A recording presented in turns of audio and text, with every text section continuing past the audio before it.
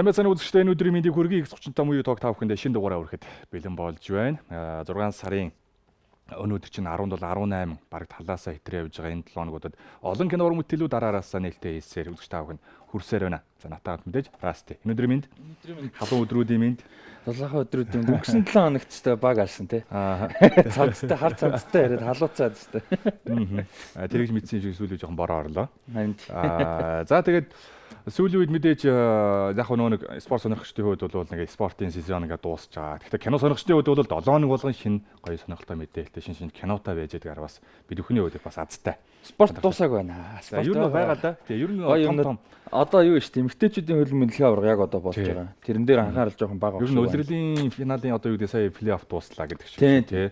Премьер лиг за бусад лигүүд за яг нь лигүүд бол дууссан. Шигшээ тоглолтууд бол 7 хоног болгоны нөгөө тоглолтууд нь байхгүй болохоор жоохон өдөртэй юм шиг санагдчихэж магадгүй зарим үзэгчдэд. Яг нөгөө Копа Америка ч юм уу за тэг гоё тоглолтууд бол энд дүү явж байгаа. За мэдээж кино шал өөр сэдв рүү яваад орчлаа. Кино сонирхчдын хувьд бол өнгөрсөн 7 хоног сонирхолтой шинэ кинонуудын трейлер мэдээллүүдийг бас танилцуулсан. За тэгээд X-Men цувралтай холбоотой X-Men-ийн хадаа франчайз хэрхэн яаж эхэлж өрнөж төгсөж тунуудахгүйс дараагийн үе орж ирэх гэж байгаа талаарх бас мэдээллүүд юм манай Rusty маань та бүхэндээ өөрийн сэтгэлдээ болоод ирүү өнгөрсөн дугаарын төгсгөл бол хангалттай хүргэсэн. За энэ нь мэдээж өөрийн подкаст мэдээллүүд channel дээр нь бол байрсан ба та бүхэн өшөө сонирхолтой бас мэдхийг хүсэх юм бол үзээгүй байгаа бол RustyTalks YouTube channel-аар бас мэдээллийг аваарай гэж хэлхийг хүссэн юм аа. Яг тэр хэсгийг тусна гоё эвлүүлэхтэй оролцсон баг. Энэ мэдсэн сонирхолтой мэдээллүүд араараасаа хөрсөөр байх болно. За тэгвэл өнөөдөр мэдээж бокс офисын шилдэг 5 киног танилцуулахаас гадна шинээр танилцуулагдсан өнгөрсөн 7 хоногт боيو түүнээс өмнө нээлттэй хийх мэдээллүүд нь товлогдсон байсан, мэдээллүүд нь гарчихсан байсан. Битэрийн хувьд бол амжаагүй зарим нэгэн киноны мэдээллүүдийг энэ 7 хоногийн дугаараас танилцуулахаар бэлтгэсэн юм байгаамаа. Ингээд нэвтрүүлгийн хамгийн ихний мэдээлэл бол бокс офисын шилдэг 5 киног та бүхэндээ аль биесээр танилцуулаад тэгээд талаарх мэдээллээрээ ирээд уулзцгаая. Bad things happen to people I love. The girl dies. She's still Jean. We can still help her. Sometimes you want to believe people are something that they are not. By the time you realize who they are, Jean! it's too late.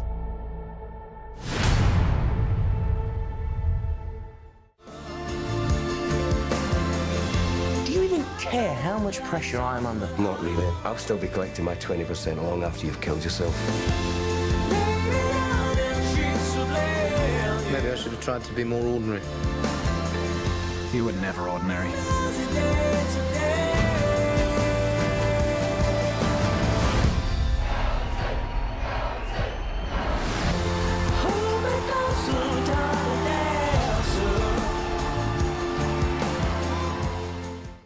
Inside.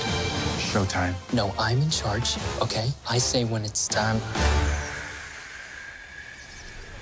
Really? I thought a princess could go anywhere. Not this princess. Do you trust me?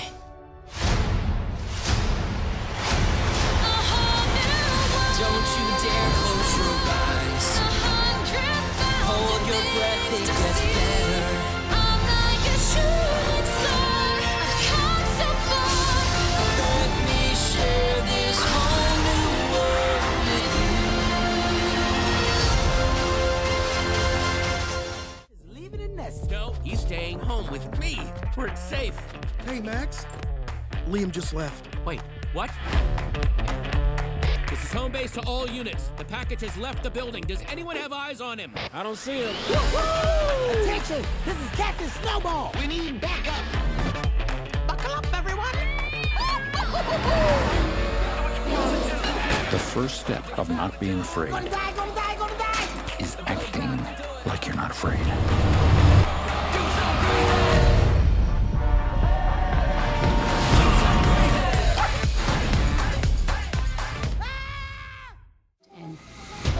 You erased my parents' memories, but you didn't get mine.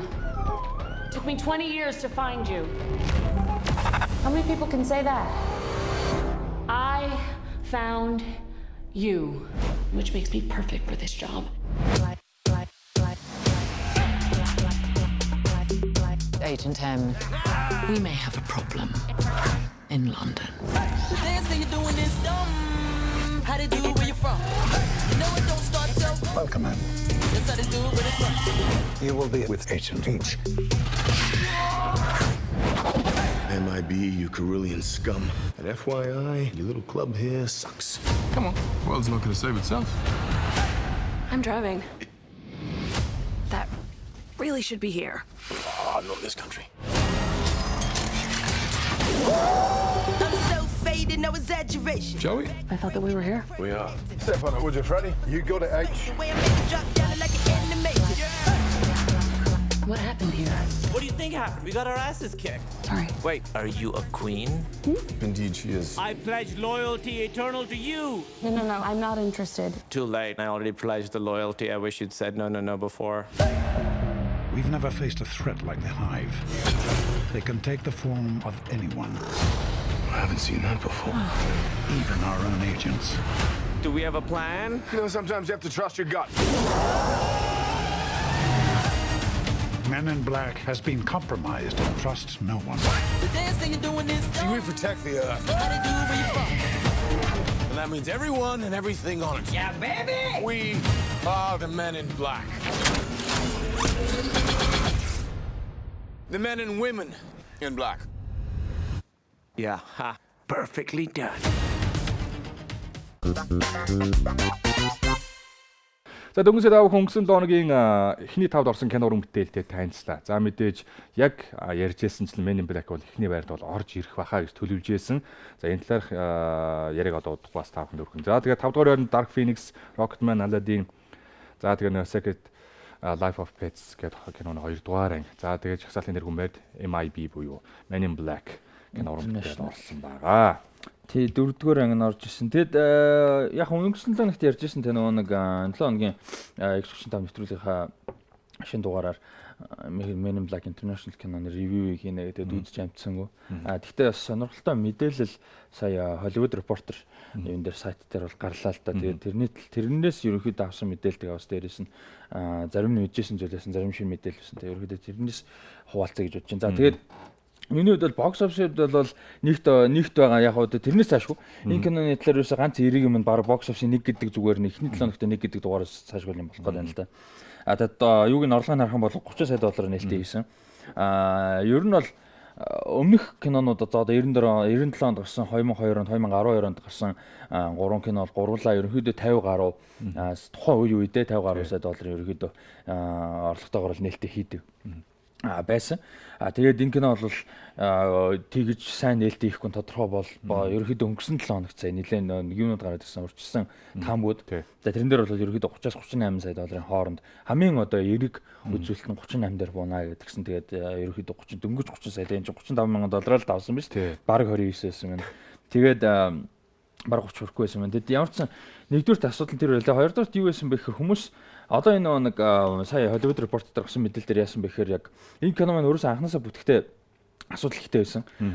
Хийцэн асуудалтай байсан, процесс нь асуудалтай байсан, студи талаас, продюсер, найруулагч талаас бүх талаас айгүй том асуудалтай байсан. Тэгэд бид нар бол яг контент бол бид нар 18 онд хийж ирсэн. Гэхдээ яг кино урлын салбарт бол тодорхой хэмжээний мэдээлэл гэдэг талаар те үйл ажиллагаа бол 14 оноос бид нэр идэвхтэй ажиллаж байсан. Тэгэд яг тухайд бол мэдээлэл авч ирсэн л да. Юу гэхээр яг 16 онд яригдчихсэн асуудал нь юу байсан бэ гэхээр Sony студ Men in Black болон Jump Street гэдэг цуврал байдаг штэ. За тий. Одоо Channing Tatum, Jonah Hill хоёртойгоос тоглодог.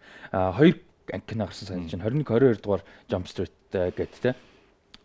Тэр киноны франчайзтай тэгээд Tommy Lee Jones жүжигчин тэгээд Will Smith хоёрыг хуулийн нэргийж одоо дахиж авчираад тэгээд энэ дөрвийг нийлүүлсэн Men in Black болон Jump Street-ийг яаж гэдгийг мэдэхгүй гэхдээ нийлүүлсэн юм франчайз кино бүр ингээд ертөнцийг нийлүүлсэн одоо enigma action кинонууд хийх гэсэн одоо санаа бол яригдж ихсэн баггүй тэгээд тэр болохоор нөгөө нэг Sony студ юу яасан хак туусан. Тэрэн дээр бас нэлээд юм бос юм а. Тэр үедээ бол Hollywood дээрээ буу юм болж исэн. Sony студийн 5 сая гаруй ингээд имэйл одоо харилцаанууд бүр айгүй их юм алдагдаад буу юм болсон баг. Тэгээ тэр алдагдсан имэйлүүд дунд тэр талаар мэдээлэл байсан баггүй.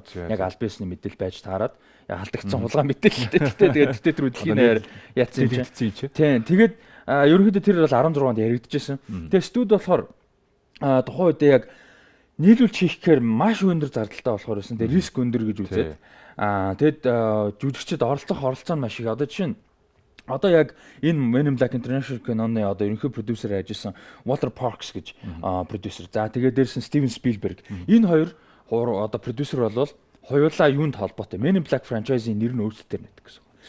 Яг одоо кино хэрхэн биш ч гэсэн нэр нь байдаг. Одоо Men in Black-ийн ямар нэг брэндээр ямар нэг кино, телевизэн сурлын хийлээ гэхэд энэ хоёр хүнээс заавал оролцоонд байх хэвээр. Ямар нэг хувь авах хэвээр. Ямар нэг кредит гүйцэтгэх продюсер үт юм уу, продюсер үт юм уу те. Эсвэл бүр оролцсон юм уу те. Бүтээлч талаас ямар нэг байдлаар заавал оролцоод байх хэвээр, заавал ирэх нь байх хэвээр. Биш гарын үсгэн те. Нэгдүгээр тийм. Тэгээд дээрэс нь нөгөө нэг Jump Street талаас ороод ирэхээр нөгөө Christopher Lord Lord Miller гэж ярьдаг те. Хоёр продюсер уран бүтээлч. Тэр хоёр ороод ирнэ. За тэгээд дөрөв том жүжигч. Тэгээд ингээд бараг супер баг бүрдүүлж байгаа юм шиг болчих. Энэ хүмүүс чинь дандаа завгүй те, айгүй юм завгүй хуваартай. Ер нь бол товчхондоо маш боломжгүй гэж үзээд Men in Black-аараа хийхээр бас. Ер нь бол. Тэгээд Men in Black-ийн анхны одоо энэ киноны сая гарсан те. Киноны анхны зохиолыг screenplay одоо яг кино зохиолыг бол дажгүй зохиол байсан, тунд авгүй ерөөхдөө зохиол байсан. Тим ч учраас одоо Chris Hemsworth, Tessa Thompson гэж одоо яг карьер нь ид явж байгаа мундаг хоёр жүжигчин бол одоо залуу хоёр жүжигчин бол орж ирсэн. Тэгээ одоо Thor Ragnarok, Avengers Endgame дээр тоглолдог те. Энэ хоёр маань бол орж ирсэн. Түүнээс сайн зохиол биш байсан бол энэ хоёр орж ирэхгүй.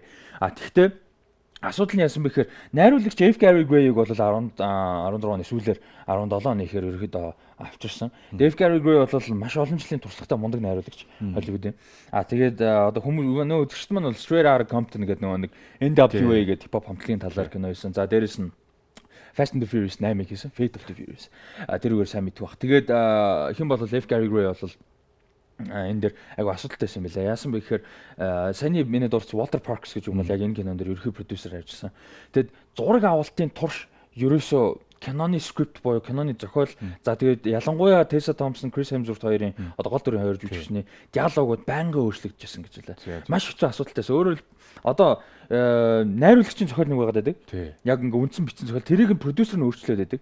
Тэгээд найруулагч нэг маягаар зураг авалтаа амаар байдаг. Продюсер нь өөрөөр болгоод байдаг. Тэгээд зарим өдөр нь бүр энэ Walter Parks гэж продюсер зарим өдөр найруулагч хийсэн гэж байгаа. Өөрөө F. Gary Gray хийлэхгүйгээр.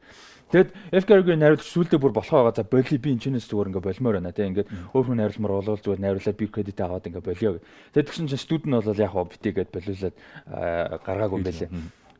Тийм асуудал бол гарсан. Нэгдүгээр хоёрдугаар тэр диалог айгүй бүр ингээд битүү асуудалтай байсан. Ингээд өдөр болгон Walter Parks одоо продюсераас шинэ одоо зохиолууд ирээдсэн гэж байгаа байхгүй. Тэгээ сүүлдээ Chris Hemsworth, Tessa Thompson хоёр сүүлдээ бүр ингээд толгой амжтай зураг авалт эхэлсэн явж байгаа шинэ зохиол ингэж хурж ирээд байдаг те.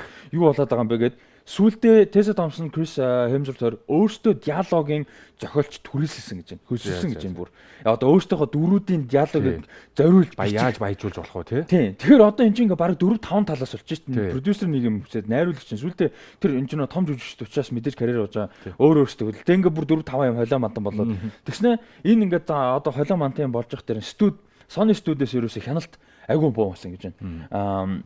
Энэ бүх мэдээлэл ерөнхийдөө ихэнх мэдээлэл нь Hollywood Reporter-ийн өнөөдрийн нийтлэлээс авч байгаа мэдээлэл.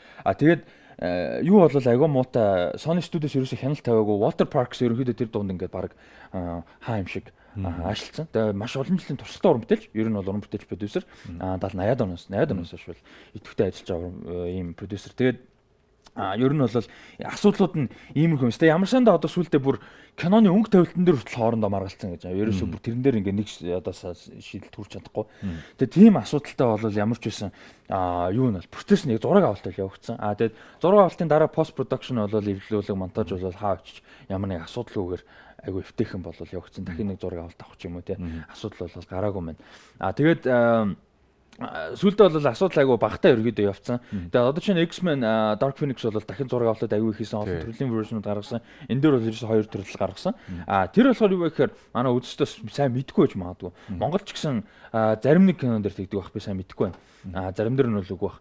Яадаг вэ гэхээр кино гарахын өмнө ялангуяа том студийн кино. Холливуудын том студийн кино бол бүр баталгаатай. Яадаг вэ гэхээр айгүй олон төрлүүд гардаг нэг кино. Тэгээ одоо бидний кино театрт үзэж байгаа version шууд ингээл зураг авалт аваад эвлүүлэгээ шууд ингээд тодорхой болчдөг тий. Наан цаана эвлүүлэгээ өөр одоо хувилбарууд маш их гардаг. Одоо сүүлд нь анзаарах юм бол Blade Runner кино ингээ айгүй олон хувилбар гараад байдаг тий. Тэрнтэй адилхан ер нь бол цаанаа маш олон хувилбараар хийгддэг заримдаа. Яг бүр эцсийн байдлаар биш ч гэсэн ерөнхийдөө ингээд одоо компьютер эффект үү ч юм уу тий. Одоо найруулагч өөрийнх нь шийдлийн ч нэг байна, продюсерийн байна тий. Ерөнхийдөө айгүй олон янзаар хийдэг. Зориулж бас тустай юм шүү дээ. Тий тэгэж байна. Одоо сая Mongolian Connection кинод гэсэн. Монголд гарчаад дахиж эвлүүлэг хийгээсээ Казахстанд гарсан шүү дээ. Бүр өөр нэрээр бүр Казахстан жүжигчнийг нь илүү постерн дээр анхаар. Тэгээ өөр бүр ингээд найруулгын өөрчлөлт продюсерийн баг юу илүү дээ. Би сая тэрийг сонсонгоо. Тэрнтэй адилхан ерөнхийдөө тэгсэн. Тэгээд энэ дээр бол яг бас нэг сонирхолтой юм юу гэдэг вэ гэхээр кино олгон дээр ерөнхийдөө нэг хүн уран бүтээлч ч юм уу продюсер ч юм уу одоо гүйцэтгэхтэй одоо executive гэдэг студийн хүмүүсийн нэг нь яг эцсийн одоо final cut-тай эцсийн киноны хувилбарыг зөвшөөрөх одоо яг юм эрх юм байж байгаа ерөнхийдөө ихэнхдээ гүйцэтгэх хүмүүс байдаг. Нэг бол одоо Стивен Спилберг жишээ нь ерөнхий продюсер байлаа гэхэд бол мань хүн одоо эрхтэй байдаг ч юм уу те. Ерөнхийдөө эрх мэдлээ жоохон тийм том хүмүүс нь бол тийм байдаг. Энд нөхцөл дээр бол Men in Black International кинонд Walter Parks гэж продюсер бол эрх нь байсан юм байна. Тэгээд яг Sony студийн гүйцэтгэхүүд продюсерыг гүйцэтгэхүүд за тэгээд найруулагч продюсер ерөнхийдөө хоёр хувилбар гаргасан байна киноны. Нэг нь бол яг найруулагч F. Gary Gray-ийнх, нөгөөх нь бол Walter Parks-ийнх. Тэгээд Walter Parks-ийг сонхоор бас өөрөө ч угаасаа ирэх нь байсан. Нөгөө хүмүүс нь ч гэсэн Walter Parks-ийг сонхоор болоод ингээд гарсан юм. Тэгээд ерөнхийдөө энэ киноны яг ингээд бүтсэн процесс яг нэг тийм асуудал нь бол юм байна. Ийм юм болсон юм байна. Тэгээд энэ дээр болохоор сая бас нэг юм түгээмэл ерөнхийдөө сүүлийн 2 орчим жил ингээд миний мэдхээр шүү дээ. Тэрнээс өмнө ерөнхийдөө байнга л байсан л баг л та. Гэтэ яг нэг интернетээс хамаарад мэдээлэл илүү их болоод байгаа юм юу вэ гэхээр том хэмжээний юм одоо төслүүд шүү дээ. Одоо Godzilla King of the Monsters ч юм уу. За Dark Phoenix, за Men in Black International би юуг дурж байгаа нөхөр том нэртэй том маш их мөнгөөр хийсэн тэгсэн мөртлөө одоо орлого маш муу олсон, дээрээс нь одоо шүүмжлэгчдийн үнэлгээ мангуулсан фэнүүдэд таалдаг ийм кино нэ. Ийм кинонд гарсны дараа гараад бокс оффист фейлдэд бүтлгүүтэд тэгээ үнэлгээ нь муу байгаад ингээд ирсний дараа би бэлгүүж эхэлдэг. Тэгээ буруутай хайж эхэлж шүү дээ. Тэр айгүй төгөөмөл харагдаж эхлээд байна. Би бас нэг бодлын одоо мэдээлэл бэлдэж гиснээс хойш илүү анзаардаг болсон баг л та мэдээж бас туршлаас хамаарат. Өмнө анзаардаг байсан. Өмнөх сэтгэлдлүүд нээлтний дараах одоо уран бүтээлчдийн бие биентэй харьцаач гэдэг юм уу? Бие биенлэг одоо юу юм нээлттэй болсон гац Twitter үжиргээл мэдээлэл татсан. Тийм одоо жишээ нь яг энэ Hollywood Reporter дээр өгж байгаа үндсэн яг мэдээлэлүүд өгсөн нь бол яг Sony-гийн гүйцэтгэхүүдийнх нь нэг байгаа байхгүй. Яг мэдээж нэрээ нууцлж байгаа ойлгомжтой. Гэхдээ нэг нь одоо Dark Phoenix дээр бас тийм юм болсон. Сая сетэн дээр нь ажилласан, production-тай холбоотой ажилласан нэлээд хүмүүс Hollywood Reporter дээр мэдээлэл яг өөрийнхөө мэдээллийг нууцлж өгөх гэсэн. За тэгээд Chris Hemsworth болоод энэ хоёр уран бүтээлчийн тоглосон. Бас яг Avengers-ийн дараа гарсан яг үний тэрүүгээрээ залгуулад гарч ирсэн бас хүмүүстийг сонирхолтой санагдсан байж магадгүй. Тэгээд тэр нэр хүндээ бас тодорхой хэмжээнд бас юу гэдгийг алсан гэх юм уу, аварсан гэх үү одоо тэгээд тав хүн өөрөө өөрсдийн үнэлгээнүүдээ бас өгөх л байх л да. Яг тэр Chris Hemsworth-ийн байгаа дүр босод нөө Will Smith-тэй бас нэг харьцуулагдахгүй юм чинь олон улсад учраас олон улсад явж байгаа нэг Agent GMT гэдэг олон нэршилтэй байдаг шүү дээ. Маш олон лежендийн үйл явдлууд энд гарч байгаа учраас заавал нөө Will Smith-тэй нөр харьцуулах хэрэгтэй юм бол байхгүй байгаа шүү гэдгийг бас та бүхэндээ хэлхэн зүйтэй байхаа. Тэгээд санаа нь бол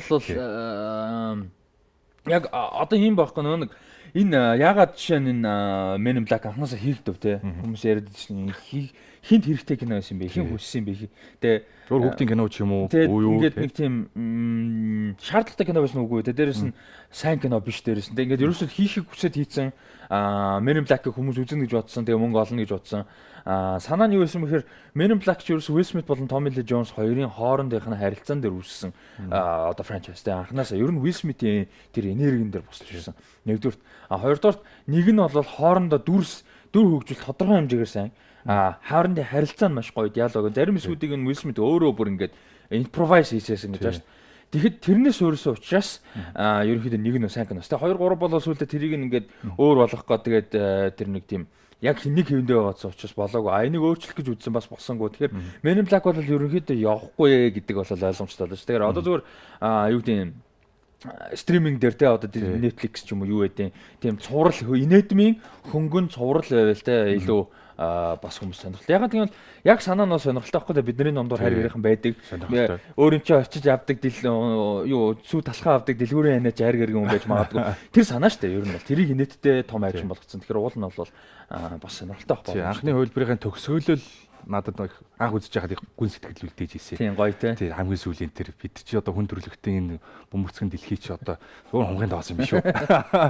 Тэгэл санаа надад их тод үлдсэн байдгийг. За тэгээд хэсэг огромын дараа бүгдээрээ эргээд уулзцгаая. Тэгээд энэ үрээд хэсэг хамтран ажил байгууллагын мэдээллийг та бүхэндээ хүргэчээд шин сорилттой кино трейлер мэдээлэлээр эргээд уулзъя.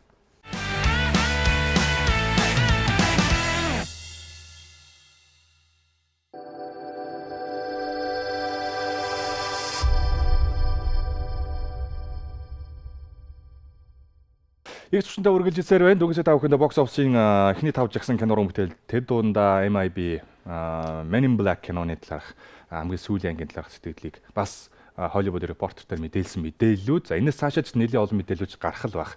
Товчхон мэдээллийг та бүхэн манай RustyTalks бэлдснээр хүргэлээ. За тэгвэл өнгөрсөн 7 хоногийн сүүлээр болоод энэ 7 хоногийн ихээр ингээд танилцуулагдсан шинэ киноны трейлер мэдээллүүдийг та бүхэнд хүргэе. За эхний кино бол Dr. Sleep нэртэй кинорын бүтээл. Ewan McGregor Шотланд гарлын нэг уран бүтээлчин. Бас тэр болгон кинорын бүтээл. Тоглосон кинонууд нь ч бас сонирхолтой юм кино байдаг. Тэгээд Ewan McGregor-ийн тоглосон энэ хөө Dr. Sleep кинорын бүтээлийн шинэ трейлер танилцуулагдсан юм байнамаа. Тэгээд та бүхэн ч гэсэн яг одоо харж байна. Тийм, Dr. Sleep энэ 2013 онд гарсан одоо зохиол юм байлаа. Тэгээд зохиолч Stephen King-ийн айгу алдартай The Shining гэдэг зохиол байдаг. Тэр зохиолын яг үргэлжлэл. Тэгтээ сонирхолтой юмнуудынхаа энэ процесс нь айгу сонирхолтой л да. Юу вэ гэхээр Shining зохиолыг сэдвүүлж хийсэн уран бүтээл байдаг тий. Stanley Kubrick найруулагчийн найруулсан. За нөгөө хин Jack Nicholson гол дүр нөгөө Here's Johnny гэл тий. Яг тэрний планууд дөрүүд яг л харагдчихлээ тий. Тий, сонирхолтой юм нь юу гэхээр айгүй алдартай одоо түгээмэл хүмүүсийн мэддэг мэдээлэл байдаг юу вэ гэхээр хин Stephen King өөрөө тэр Stanley Kubrick-ийн одоо уран бүтээл яг кино тий. Тэр Shining кино маш дургу. Бүр маш дургу. Ингээд өөрийнх нь зохиолыг бүр оронгоор нь эргүүлчлээ тий. Миний Stephen King-ийн маш олон зохиолыг кино болдог. Тэрийг юу мэдж байгаа тий. Тэр олон зохиолуудаас баг хамгийн дургу одоо сэдвүүлсэн уран бүтээлүүдийн нэг гэж өөрөө дандаа ярьдаг. Маш олон жил ярьж байгаа. Тэр чинь 70-аад онд хийсэн кино шүү дээ. 82 онд төвчлээ тий. 70-80-аад он тий. Тэр бол айгу алдартай ингээд одоо мэдээллүүдийн нэг тий байнгын ярьж байдаг. Тэгээд сонирхолтой юм нь яасан бэ гэхээр Dr. Sleep зохиол би бол уншиж байгаагүй л дээ. Тохиолын уншиж байгаагүй, Shining киногч үзэж байгаагүй нэг сонирхолтой юм гэх юм. Тэгтээ зүгээр Dr. Sleep кино зохиол бичигдэхдээ ерөнхийдөө кинон дээрээс айгүй их юм юу тодорхой хэмжээний жоохон нөлөө болол айгүй орсон байсан гэсэн юм бол бэлээ л дээ. Номын уншсан хүмүүсээс сэтгэл сонсож байгаа. Дээрээс нь Dr. Sleep киног болвол киноны трейлерыг хийхдээ бол албаар мэдээж ойлгомжтой шууд Shining дээр суурилж Shining-тэй төстэй. Бүр энэ дээр яг нэг хэсэг байгаа. Яг Shining-ийн киноны хэсгээс авсан. Бус нь бол төстэй болгож хийсэн. Одоо тэр нөгөө цорцоо хаалгаардаг. Тийм. Хоёр ихэр мэхэртэй. Тийм. Дөөрэлгэж ерөнхийдөө хийсэн зарим нь бол нэг ганцхан шин юу гэсэн. Яг киноны хэсгээс авсан гэсэн. Тэгээд тэгж маркетинг хийж байгаа нь ойлгомжтой мэдээ Shining руу тоглоод. Гэхдээ яг энэ кино нь өөрөө болон Dr. Sleep зохиол нь бол яг тэгж их одоо хүчээр холбогдохгүй байх гэж бодож байгаа. Дээрэс нь ерөнхийдөө шүүмжлэгчд бас мэдээлэл ихтэй байдаг хүмүүс бол тэгж ярьж байлаа л да. Юу гэхээр яг ном нь сэдвүүлж байгаа ном нь бол өмнөх киноны сэдвүүлсэн номны үргэлжлэл. Гэхдээ яг шууд утгаараа Shining Stanley Kubrick найруулагчийн найруулсан Shining киноны шууд одоо үргэлжлэл 2 дугаар анги те бол биш ээ. Яг номноос нь сэдвүүлж хийж байгаа. Тодорхой хэмжээнд мэдээж одоо нэг Shining кинон дээр гол жоохон хүүхдүүддэг шүү дээ. Тэр чинь өсөө том болцсон байгаа нь одоо Ewan McGregor-ийн дүр шүү дээ.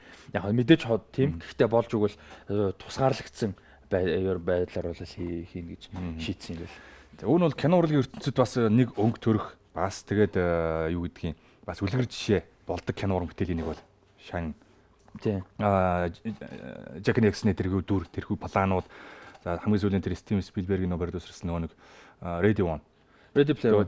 Тэн дээр хүртэл яг энэ киноны чинь деталууд ороод айдас хүүцтэй моментуудыг нь бас ашигласан байдаг. Тэгэхээр эх намар буюу 8 сарын сүүлээр 10 сарын сүүлээр Halloween өдрүүдээр л гарах юм шиг байна.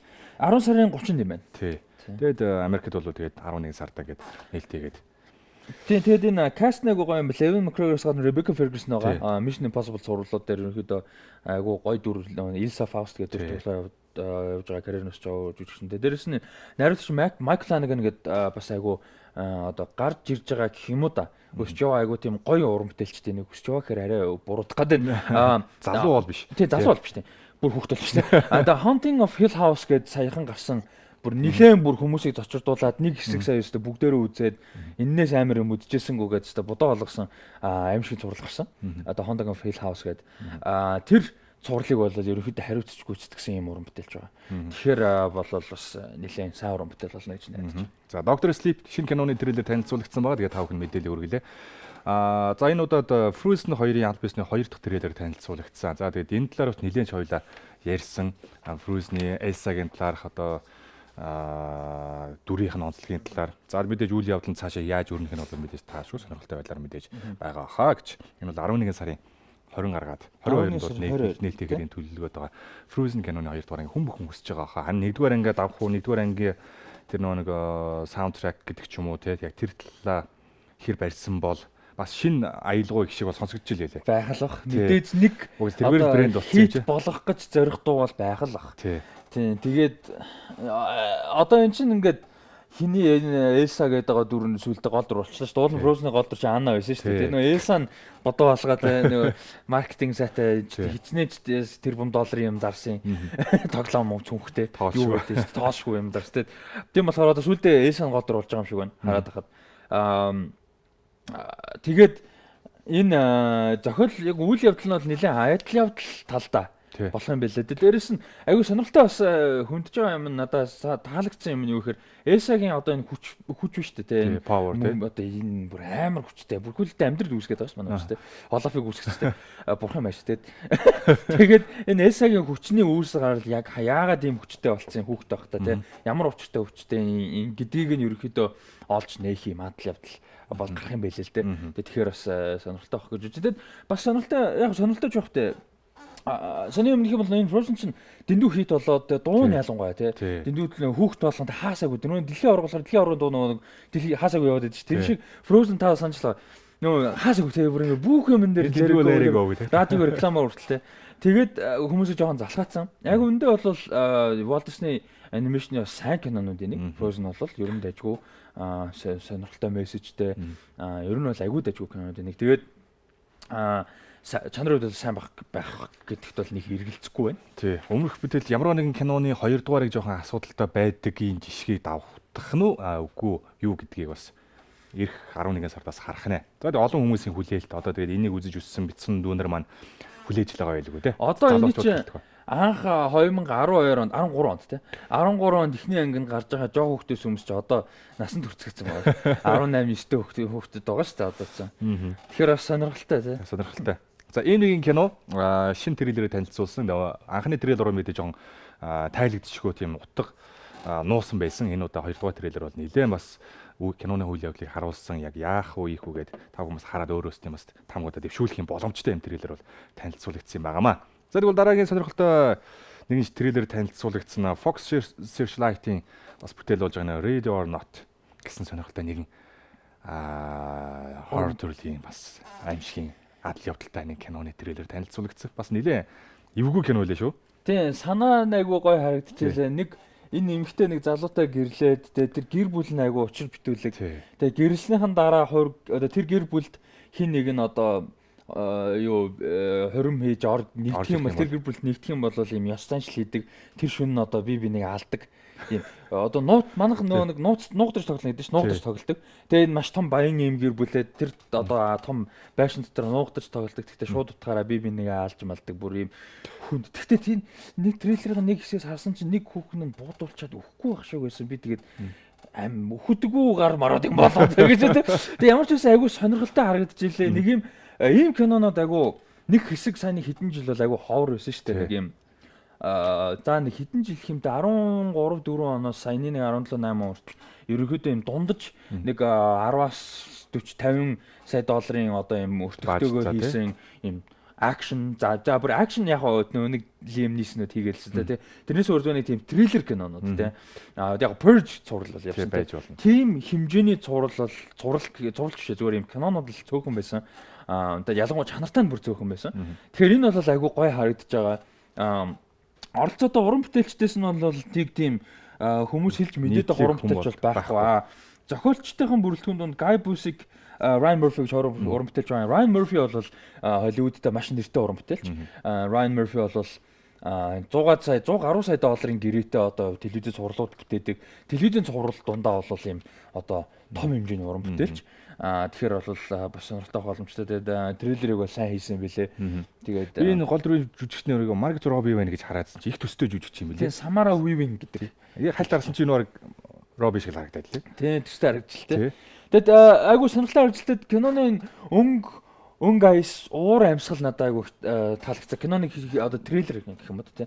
Таалагдсан. Одоо энэ нэг тийм хүн даалгатай учир хөтөлбөрийг мөрслөө комеди, black comedy. Тийм бас комеди байгаа байхгүй дунд нь тийм тэр нь надад таалагдсан. Тэгээд зураг авалт нь ийм дандаа харанхууд мөртлөө тод тэгээ нэг тийм үлгэрийн юм шиг тод биш тий. Нэг паналтай тод биш гэрэлтэй биш. Айгуу тийм боломжийн гоё өнгө тавилттай харагдчихлаа. Бас дээрэс нь.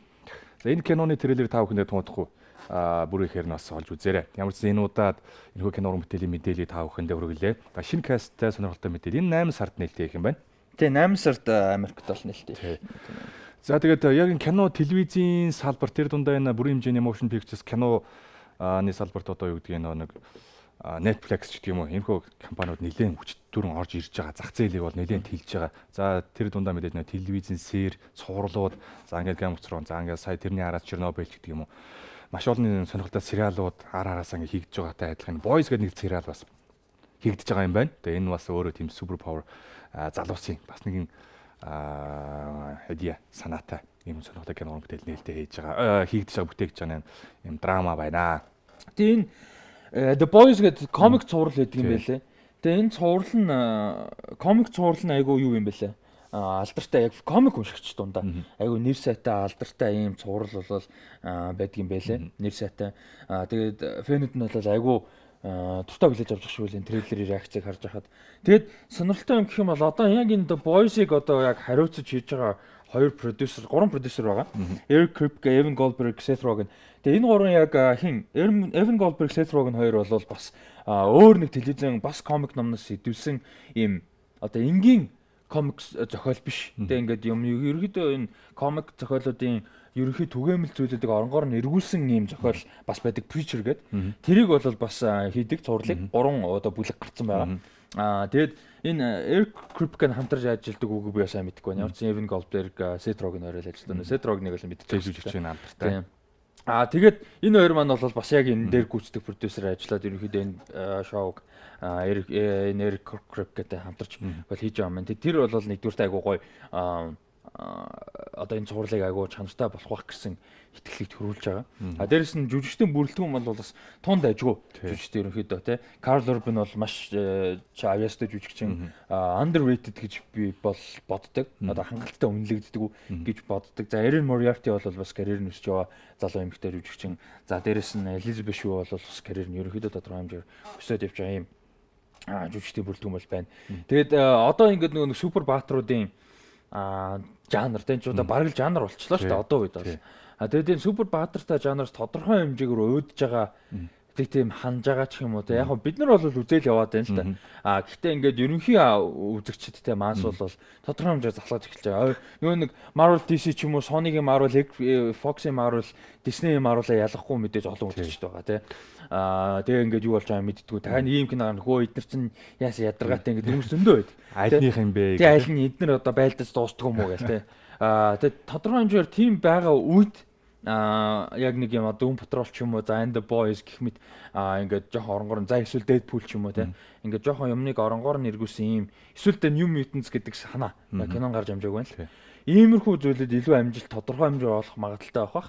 Гэхдээ The Boys бол мэдээж масс зэрэг урбтэл биш. Яг комик сонирхдаг фэнүүд нь л үзэх байх. Ер нь бол те кино урлаг, телевизэн урлаг сонирхдаг хүмүүс нь тэгээс яг нэг масс бол үзэхгүй. Тэг мэдээж яг нь олон нийтийн юу гэдгийг хүлээлттэй байгаа кино уран бүтээлүүд бол биш. Ямарсан шинээр бүтээгдэж байгаа телевизэн салбарт кино урлагийн салбарт шинээр танилцуулсан видео трейлерүүдийг л та бүхэнд мэдээлэл бол хүргэж байгаа шүү.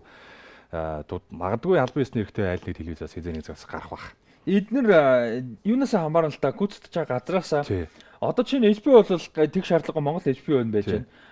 За одоо энэ бол чинь Монгол албан ёсны хэрэгтэй хийж гарахгүй юу гэхээр Amazon видео, Amazon Prime дээр орчих. Тэр худалдаж авна л гэсэн үг л дээ. Зарахгүй шүү дээ. Тэр чинь өөрсдөө стримингээр л гарна шүү дээ. Харин тийм одоо тэгээ мөнгө төлөөл үзэн шүү дээ. Тийм худалдаж тийм стрим одоо нөгөө Amazon Prime-ийн ирэх худалдаж аваад тийм. Тэгж үз. Одоо Netflix ч гэсэн адилхан тийм тийм.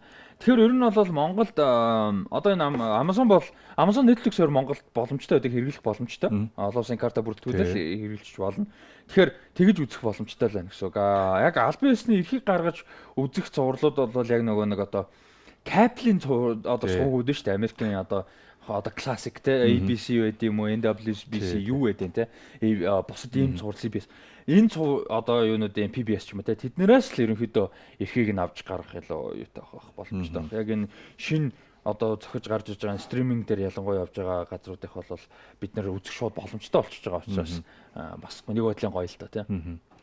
За дараагийн танилцуулах кино бол яг бас нэг тийм түрүү хэлсэн чинь нэг тийм маст бол нэг хүрээд ч юм уу хүлээлттэй байгаа кино бол бас биш. Гэхдээ кастинг бас миний бас хардаг гэдэг юм. Хардаг гэдэг нь одоо юу гэдэг уран бүтээлээс хүлээдэг тийм уран бүтээлч. Энэ бол Франк Грилло гэж уран бүтээлч байгаа. Одоо Каскадиор орлон тоглогч цаа тэгээд бас тийм гоё фейс одоо юу гэдгийг образтай фотог инээчний гэж одоо ярих ч юм уу тийм ээ. Ийм уран бүтээлч нэг сонирхолтой кино Into the Ashes нэртэй кино уран бүтээл.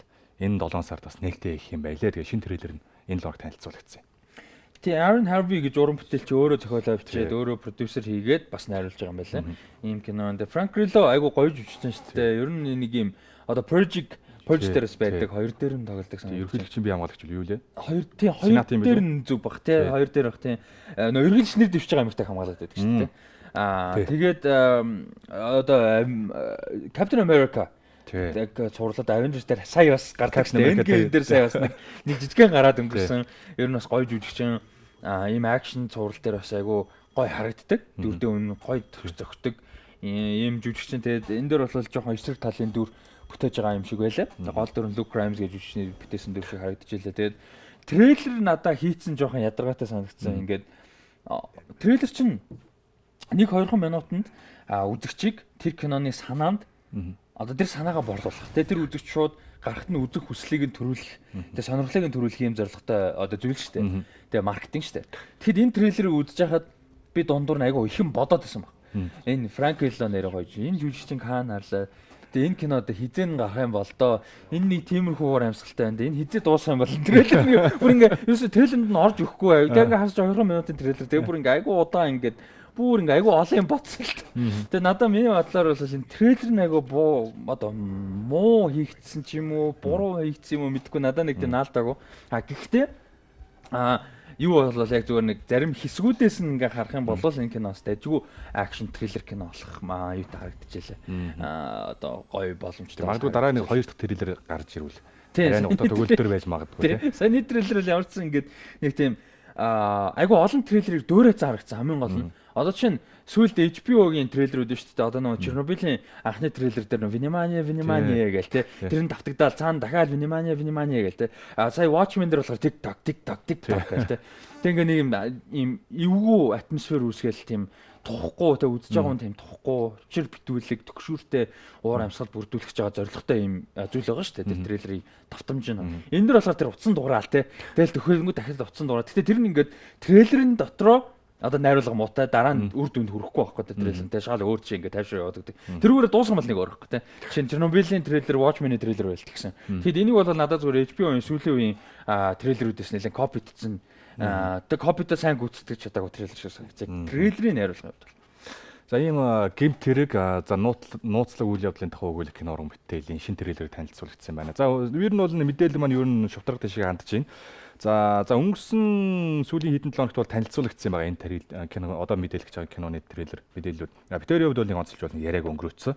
Энэ бол Angel Has Fallen. За өмнө нь Лондон White House гэж гарч ирсэн. За White House Down ч нөгөө Channing Tatumтай.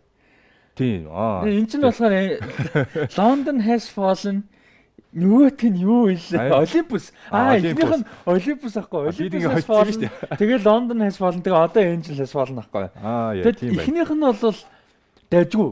Ер нь бол яг зүгээр нэг тийм нэг юм бодохгүйгээр зүгээр нэг тийм Look TV ч юм уу Sky одоо шинэ Sky Go те Sky Media юу гэдэг Univision Netflix те юмнаас зүгээр ингээд тавиад зүгээр нэг гэртээ ингээ амрангаа ингээ үзэдэл муу кино л биш. Яг дайж. Хоёр бол бүр хог. Тэгээ энэ 3 бол хог харагдчихлээ. Энд бол цагаа өрөөд чирэггүй. Энд бол анхаарал хандуулаад чирэггүй. Зүгээр хайч харагд. Тэгээ Gerard Butler-ын карьер аягүй тийм сонирхолтой шүү дээ. Аягүй тийм сонирхолтой карьертэй. Тэгээд Яг юу л бах та ганц юм зүгээр энэ Morgan Freeman, Gerard Butler хоёр зүгээр нэг тийм эвтэйхэн орлого л баг. Тий. Ер нь бол. Түүнээс шинэ кино нэг тийм сайн яваад яагаад ч хийж байгаа. Тэг өмнөх хоёрын дажгүй орлого олсон баха. Би бас гайгүй болсон санагдаж байна. Хуучин ийм боёвик стилийн бата боёвик юм да хуучин. Ийм дуртай үзэгч бас байдаг л байна. Тэг байх үед би л дуртай л да. Гэтэ бас хайрын хоёр уран бүтээж тэгээд одоо ялчгүй John Wick шиг биш.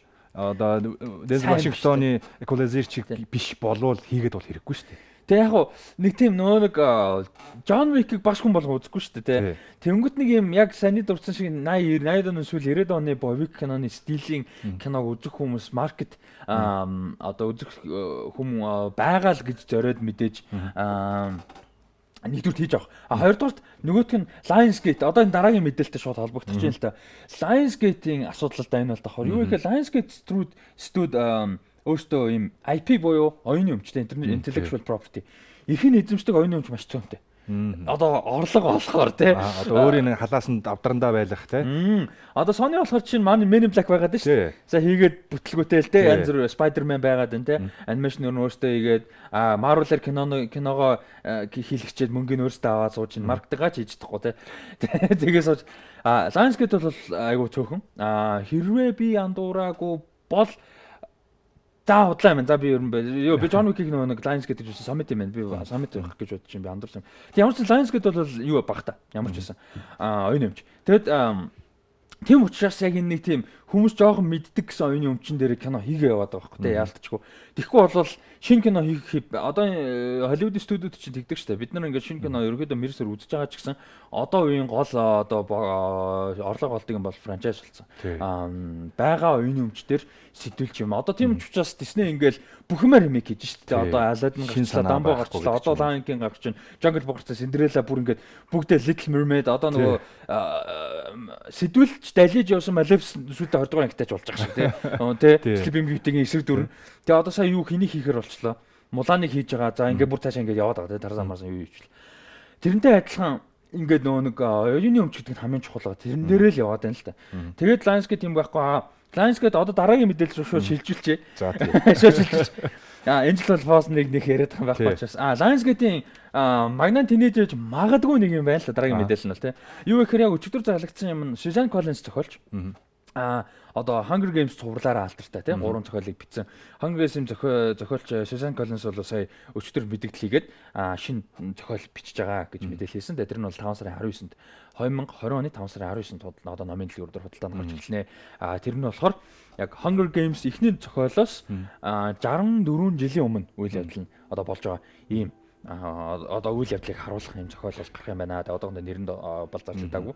Тэгээ яг одоо ном нь бол бичигдээд явж байгаа дуусаад. Ийм байгаа бол зарлагдсан. Тэгсэн чинь тэрийг зарлаж удаагүй байхад тэрнтэй зэрэгцээ Lionsgate-с яасан бэ гэхээр яг Lionsgate-с зарлаагүй л гэхдээ зүгээр нэг сэтгүүлч мэдээлэл байгаа нь юу вэ гэхээр Lionsgate-ийн аль хэдийн энэ зохиолыг бол шууд кино болох талаар нь Suzanne Collins урандтай одоо зохиолчтой бол ярилцаад аль хэдийн ирсэн. Тэгээ одоо зохиолын ерөнхий нэг гаргалгаа байгаа шүү дээ. Ерөнхий зохиол тэрнийг нь бол мэдж байгаа. Lionsgate-ийн ерөнхий зохиолыг нь бол мэдж байгаа. Тэгээд яг ном дуусаагүй. Тэгээд энийг бол шууд кино уран бүтээл болох талаас нь бол аль хэдийн санааг нь бол гаргаад эхэлсэн байгаа гэдэг мэдээлэл байна.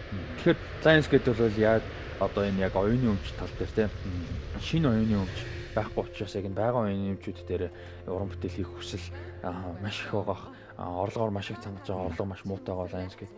Тэгэхээр энэ бас сонирхолтой л та ном дуусаагүй байгаад номны бичих зохиолын процесс явагдаж байгаад шууд кино болгох талаас нь ингээд ярилцаад эхлэнэ гэдэг бас айгүй сонирхолтой байна. Одоо бол хичээл бол ном нь гарчих юм байна.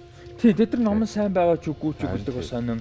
Дээрээс нь кино нь яг хуу санаа нь юм байлаа. Зохиолох нь бол пандем гэж уус үйл явдал болдог. Манай үзэгчд маань хэрвээ Hunger Games зохиолыг уншижсэн эсвэл кинотой цуврал киног үзсэн бол мэдж байгаа. Пандем гэдэг уус тулдаг.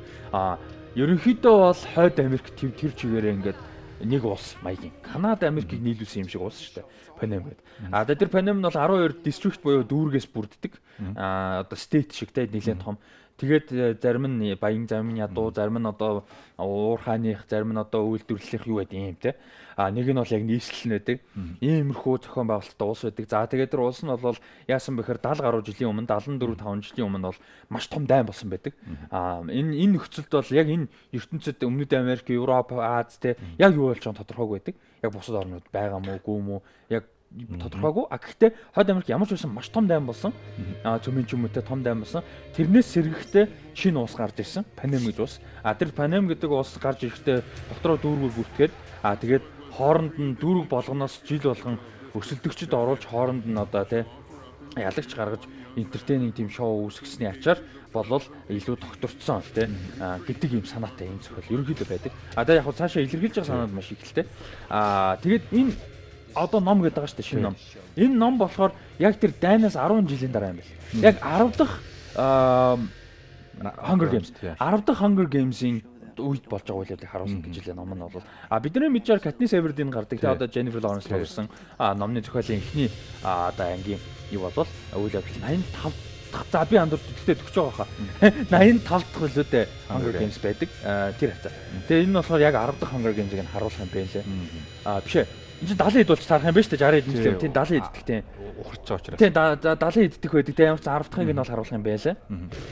Тэгээ би сая 10 дахьта тонд омоо гэсэн. Тэгээд тийм бол харуулах юм байлээ. Тэгэхээр бас сонирхолтой байх гэж бодчих. Би бол номнуудыг уншсан. Та номнуудыг уншижсэн. Би бол уншиж байгаагүй. Ямарсан цувралын бүгдийг нь дуусгасан. Би яг эхний киног үзсний дараа бол номнуудыг уншсан.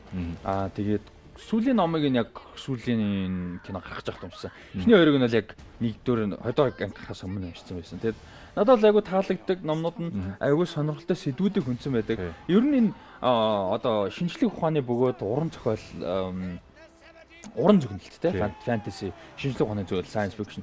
Энэ зохиолуудыг бас манай үзэгчдүүд ийм хүмүүс айгүй их байдаг л да. Ерөнхийдөө манай масс үзэгчдүүд амьдралтай ойрхон юм үзмээр, фантази юм үзмээргүй байна те. Амьдралаас бол байлдаантай юм гэж робот ийм гэж паналтай гээл те. Үгүй байхгүй юу? Юу гэхээр энэ яг уран бүтээлийн чанар бол өөр асуудал. Зүгээр science fiction бо шинжлэх ухааны уран зөгнөлт. За тэгээд уран зөгнөлт бо шинжлэх ухааны зөгнөлттэй хоёр fantasy science fiction. Энэ хоёрын гол юм чинь амьдрал дээрээс суурилж байгаа шүү дээ. Амьдрал дээрээс суурлаад амьдрал дээр харуулж болохгүй санааг тэр зөгнөлөөр илэрхийлдэг. Тодорхой хэмжээгээр те. Одоо жишээ нь наазах нь Hunger Games цувралын Mockingjay те ном нь бол ялангуяа ном нь бол дайн гэж ямар муухай зүйлээ хоёр тал одоо сайн муу гэж юм зүйл байхгүй гэдгийг маш их харуулдаг тодор. Манай тал гэж биднэрт ойлголт өгж байгаа хүмүүс нь хүртэл одоо муухай одоо товчноор ялсан муухай хүмүүс байж идэг. Тэ хувийн сонирхолтой хэнийг ч хизээч яач мадгүй хүмүүс байж идэг. Нөгөө талд нь ч гэсэн гим зэмгүй хүмүүс нөгөө талд нь бас байж идэг. Дээрээс нь пропаганда. Тэ дайны пропаганда гэдэг зүйлтэй баг кино хийж шээ. Тэр ямар чухал вэ гэдэг Mockingjay дээр яг бүр харуулдаг штэ кино. Кинон дотор кино хийж харуулдаг. Юун дээр одоо амьдрал дээр маш том жишээ байдаг штэ. Юу л наци юу болвол нам болвол нацист нам болвол Германд гарч ирэхдээ пропаганда. Ялангуяа дайны үед бол пропагандаг бүр кино урлагийг маш ихээр ашигласан байдаг. Хитлер болвол тэ тэр бүр маш том амьдрал дээр байдаг жишээ. Кино урлагийг баг хөгжүүлсэн шүү дээ тодорхой хэмжээгээр. Жишээ нь тэгэхээр тэрийг бол энэ чинь ингээд тодорхой хэмжээгээр илэрхийлж байгаа тийм яаж илэрхийлж амьдрал дээр илэрхийлж заавал наци болох гэж шүү дээ. Тэр өөрөөр илэрхийлж чинь тийм үү. Одоо Star Wars байна тийм The Empire бол ерөнхийдөө наци юуг илэрхийлж байгаа жишээ. Тэрэн шиг тэгэд юу гэх юм Lord of the Rings гэдэг ч юм яг хуу Tolkien өөрөө тэгж хэлэх дургуултай дантай харьцуулсан гэж хэлэх өөрөө дургу. Гэхдээ ерөнхийдөө санаа нь бол тийм шүү дээ. Маш олон санааг өөр нөхцөлд оруулаад мэдээж кино уран бүтээл юм уу зохиол учраас entertaining байх хэвээр ертөнцийн шинэлэг сонирхолтой байх учраас тэгж байгаа. Одоо Game of Thrones те яг сүүлийн хоёр бүрлэг л ингээд том болцсон болохоос яг санаа нь бол чинь улс төр хоорондын мафиан те заваан байдал тэгээд цаана нь том одоо тэр White Walker гэдэг том асуудал байгаад амьдрал дээр дэлхийн дулаар л шүү дээ. Тийм том асуудал байгаад байгаад бид нар хоорондоо ингээ мангар юм дээр ирүүлээгээд байна тий. Одоо энэ Монгол сая юу гэлээ эмээлтийн зам дээр нөө морины наадмын нөө морь уралддаг штэ наадмаар. Тэрний хажууд хурдын зам барина гинэ. Камертай хүмүүс нөө машинтай явах. Тийм мангар юмн дээр одоо ингээд те анхаарлаа хандуулж ус төрж байгаа байхгүй жишээ. Тэхийн оронд цаана илүү чухал асуудал байж идэг ч юм уу. Энэ бол айгүй энгийн жишээ. Тэгээ Монгол жишээ team science fiction гэнэж болж байгаа. Тэгээ наацхан те. Тэгэхээр энэ бол шинжлэх ухааны бөгөөд уран зөгнөлт зохиолууд бол маш чухал зүйл юм аа. Олон хэлж болохгүй зүйлийг одоо энгийн амьдралтай драмаагаар хэлж болохгүй зүйлүүдийг хэлж болдог юм аа. Сэдвүүдийг хөндөж болдог. Мэдээж чанар бас чухал шүү дээ. Transformers 3 4 байгаад байл мэдээж өөр асуудал л да. Тий. Тэр чанар бол айгүй чухал тий. За энэ бол нэг game Hunger Game-тэй холбоотой мэдээлэл. Ер нь энэ киног бол хүлээж байгаа хүмүүс бас байгаа хөө. Ямар ч тухайн үед нь бол номыг нь бол мэдээж унших сонсогчид байнгын нэг ном дурлагчд бол мэдээж хүлээж л байгаа. Энэ талаар мэдээллийг гоё шин сонир мэдээлэл олж ирсэн. Баярлалаа. Баярлалаа. За тэгээд ер нь бид бүхний ярьц хугацаа маань дуусаж байна. За тэгээд бид бүхний гоё сонирхолтой мэдээлэл хүргэсэнд баярлалаа. Баярлалаа. За тэгээд өнөөдөр чинь 6 сарын 18, 19 за тэгээд 6 сар талд орсон байна. 2019 он явснаас хойш бараг хагас жил хоёлаа ингээд мэдээллийг үзэгчтэй хүргэлээ. 22 3 дугаар тий. 23 дугаар байлаа. Тэгээд тодорхой хэмжээний бас үзэгчдэд яг энэ Rusty-гийн өөрийн хөтөлбөртэйг RustyTalks болон видеогийн сэтгэлдлүүд за тэн дээр бас гарах боломжгүй байсан зарим мэдээллүүдийг X-35 movie talk дээр бас ярилцах халуун яриа өрнүүлэх за кино шүүмжүүдийг хойлоо бас хийж эхэлсэн бас өмнө хийж үзээгүй Монголын кино урлагт байж үзээгүй бас зарим нэгэн шийдлүүдийг санаануудыг бас энэхүү нэвтрүүлгээр бас бид үзүүлэхийг харуулахыг сонсохыг бас зорьсон тодорхой хэмжээний зорилготой хүрсэн юмнууд байгаа.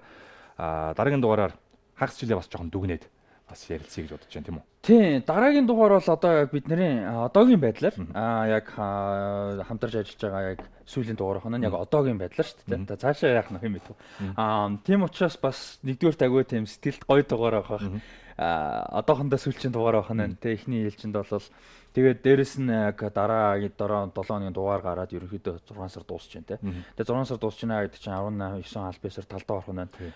Тэгээд тэрнтэй холбогдуулаад ерөнхийдөө дараа 7 хоногийн дугаард мэдээж онцлог шон шинэ мэдээлэл мэдээлэл хүргэнэ. Гэхдээ тэрнээсээ илүүгээр ерөнхийдөө 19 оныхаа эхний хагасын талаар ярилцъя гэж бодож байна. Жишээ нь миний хувьд хамгийн таалагдсан 10 кино юу вэ? Тэгээд тэр талаар за тэгээд дээрэс нь надад таалагдсан 10 киноос гадна 2019 оны эхний хагас кино урлагт ерөнхийдөө юу болов? Монголын кино урлагт ямар шинэ сонирхолтой зүйлүүд болоо, ямар кино амжилтанд өрөө юу болов? За дээрэс нь Холливуд дэлхийн кино наадмууд юу болов? Ерөнхийдөө ийм нэг тийм нөгөө 19 оны эхний хагасыг батсан ийм дугаар байг гэж бодож байна. Яг хөө шинэ үнэхээр онцлог том мэдээлэл байгаа юм бол хүргэн. Гэхдээ нэг юм өнөөдрийн хуйлаагаа ярьж байгаа шиг юм трейлер мэйлэр бол нэх ярихгүй байх. Учир Star Wars episode 9 трейлер гарчихгүй л. Ер нь бол эртний нэг олон трейлер ч нэмэгдэхгүй байх. Тийм. Тэгээд энэ 7 хоногт Toy Story 4 гарч байгаа. Тэгээд Toy Story 4 хэрвээ би яг үзэж амжаад яах юм бол бас сэтгэлээ хуваалцсан гэж бодож байна. Би Toy Story 4-ийн нөгөө нэг тийм бүр ингээл бүгдийг үзээл айгу дахин үзээд юм хайртай тийм зураг биш байсан. Яг үзээдүүд үзсэн гэхдээ нэг сандгүй. Ингээд нэг сценүүд сандаг. Нэг тийм байсан байхгүй. Тэгээд би дөрүүгийн гарч байгаатай холбогдол энэ чинь ерөөсөө шүүмжлэгчдийн үнэлгээгээр бүр ингээ маш өндөр үнэлэгддэг тий. Одоо Rotten Tomatoes дээр жишээ нь 4 анги байгаа шүү дээ. Эхнийх нь 100, хоёрдугаар нь 100, гуравдугаар нь 98. Тэгээ одоо саяных 100. Ийм ба. За тэр талаар бол манай подкастыг сонсороо шинэ 52 дахь дугаар одоо энэ 7 хоногт гарах дугаарыг хүлээж байгаа сонсороо гэж хэлмээр. Тэрэн дээр бид нэр IMDb болон Rotten Tomatoes-ийн талаар ярих гэсэн юм шүү. X-35 нэвтрүүлэг дээр тэр бол цаг нь амжихгүй учраас ярихгүй. Тэгээд тэрийг бол тайлбарлана. Тэгээд тийм үнэлгээтэй байдаг цуврал. Тэгээд сая би бол яг ингээд өртгөн гарч байгаа юм чинь яг гоё ингээд үдчихээ гэж бодоод ихний 3 анги үдсэн байгаа. Тэгээд үнэхээр гоё байлээ.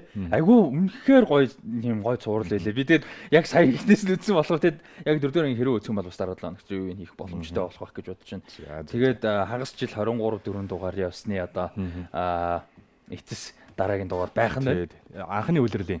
Тэгээд дараагийн олон үйлрлүүдүүд тэгээд хамтдаа олон мэдээллүүдийг хүргэх. Тэгээд төлөвлөсөн чим ярьсан зүйлүүд бол бид бүхэнд донд бол байгаа.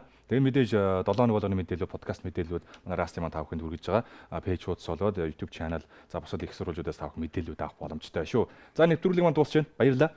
Баярлалаа. Тэгээ манайхтай холбогдохоор бол мэдээллүүд юм чинь нөгөө нэвтрүүлгийн X-35 нэвтрүүлгийн дундуур гарч байгаа шүү дээ контент нь тий. Тэгээ тэнцээс мэдээлэл аваад холбогдож болно. Хамтарч ажиллах боломжтой нийлэлтэй. За баярлалаа үзэгчдээ дараагийн дугаараар иргэ уулзцгаая. Эх 7 хоногийн дугаарыг тэс ядан хүлээж байна. За баярлалаа. Дараагийн дугаараар иргэ уулзъя.